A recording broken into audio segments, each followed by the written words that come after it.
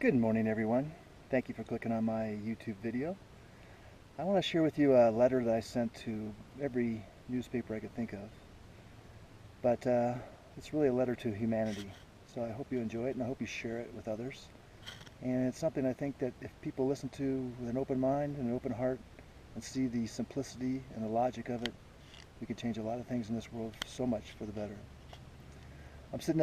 I'm talking to you today from the top of one of my favorite hikes above Park City, so I thought I'd give you the view of Park City while I'm talking instead of having to look at me.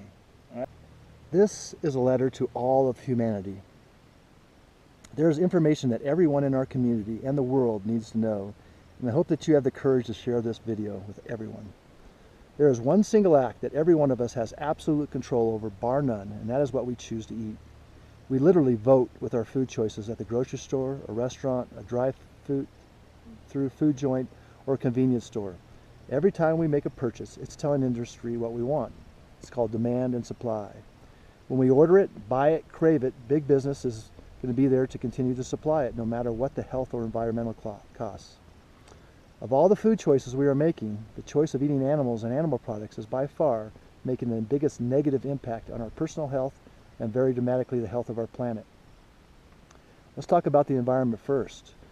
We all live together on this planet and share its resources. 2/3 of this planet is water, but only 3% of that water is fresh water. And 2% of that fresh water is ice. That leaves 1% of the planet's Earth's water available for all to share.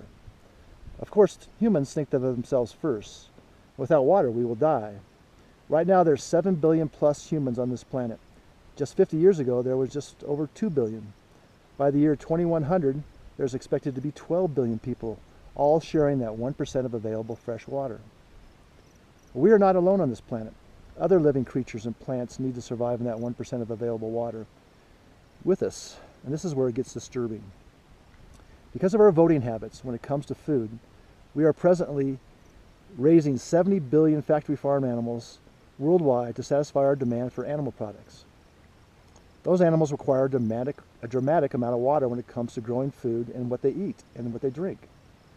It's estimated by the United Nations and other World Watch communities that 23% of all the fresh water in the world, 50% of the water in the United States, and 70% of all the fresh water in the western United States is used to grow food used specifically to raise farmed animals. In the meantime, everyone else is taking the blame for the water shortage. We are told to take shorter showers, let our lawns die, tell growers whose plants take more water than normal, like nut growers or certain fruits, to cut back on their crops or to go out of business altogether, while collectively nothing comes close to the amount of water being used to grow animals. Of all the restrictions being put on water use, animal agriculture gets a free pass with no restrictions. In addition to the massive amounts of water being used by the factory farming industry in the U.S. alone, 80% of the farmland and 70 to 90% of all the grain crops grown are dedicated solely to raising animals for food. Millions of people in the U.S. and 2 billion people worldwide do not have enough food to eat, but factory farmed animals are fed until they're as fat as they can get to warrant the most money at slaughter. Our forests are being leveled to make room for more grazing area and to grow crops to feed animals. This is a huge problem in South America, in the Amazon, where an acre a minute is being leveled to support animal agriculture. The Amazon and all vegetation on this planet are the lungs of our planet, and they absorb all the carbon dioxide and breathe out the precious oxygen that we all need, along with that 1% of fresh water to survive. Then there are the airborne diseases that are escalating in this world. Bird flu, avian flu, swine flu, and on and on. 70% of all the entire antibiotic supply made in the world goes to factory farmed animals in an effort to keep them alive in the horrendous conditions that they live in until they're slaughtered. The overuse of antibiotics creates antibiotic-resistant bacteria, superbugs. Add that to the waste that these 70 billion plus factory farmed animals create, and a serious health problem is created. There are no sewer systems dedicated to these animals. Their entire excrement ends up in our aquifers, rivers, oceans, creating dead zones where nothing will grow and even more airborne diseases arise. So why do we put up with an industry that's estimated to contribute to 51% of all the greenhouse gases produced? Protein. We are obsessed with protein and convinced that without our burger, chicken sandwich, hot dog, scrambled eggs, steak, or fish that we will not survive, while quite frankly the opposite is true. The science, case studies, and facts prove otherwise. Animal protein is the problem of our ill health and not the cure. We would be immensely better off if we stopped eating animals and got our protein from the same sources that the cow, pig, chicken, elephant, gorilla, racehorses, and every other animal on this planet that has an anatomy similar to the one of ours gets their protein from: plants. 75% of all the animals on this planet, including humans, have an anatomy perfectly designed to take in soft, easy to acquire plant food. We are the total opposite design of a carnivore like a lion or an omnivore like a bear. Humans have slow foot speed, small mouths, short, dull teeth that could not even bite through the skin of another animal, but even if we could, we absolutely wouldn't like the taste of the blood. When the fiberless animal flesh enters our bodies and our low acidic stomach and our long, windy intestines, they're not designed to absorb and eliminate that flesh. As the meat sits in our 11 times the length of our intestinal torso and our 98.6 degree internal body, it's the perfect environment to produce the same type of bacteria that breaks down a dead animal on the side of the road. This is a disease-producing acidic environment.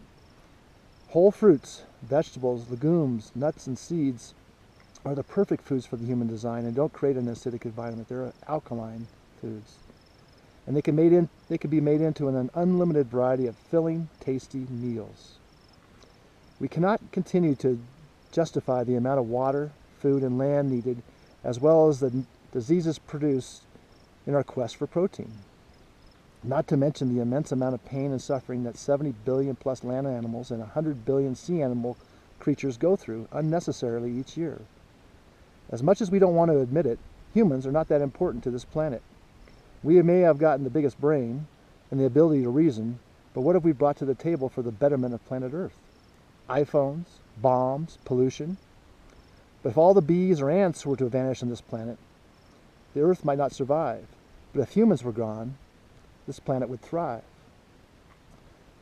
I believe humans were put on this Earth to oversee and protect it and all its inhabitants. Unfortunately, we are not doing a very good job. I have the confidence, though, in my fellow human species. If we're given the correct information and minimize, or better yet, eliminate our unnatural appetite for eating animals, we could save this planet and our health. Stop believing the marketing hype. We don't need animals for protein. We don't need it for calcium, iron, omega-3s, or any other nutrients. Plants have it all. After absorbing this information and researching it yourself, don't think you can call yourself an environmentalist or a humanitarian if you still choose to eat meat.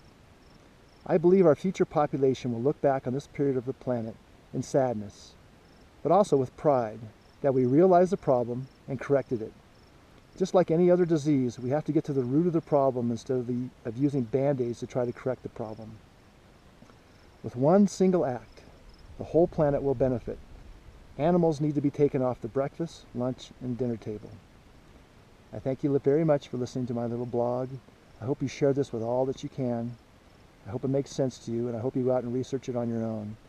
Go to my website, onesingleact.org, and learn more about this information yourself. It'll direct you to all the people that are researching this and all the science that goes along with a plant-only lifestyle.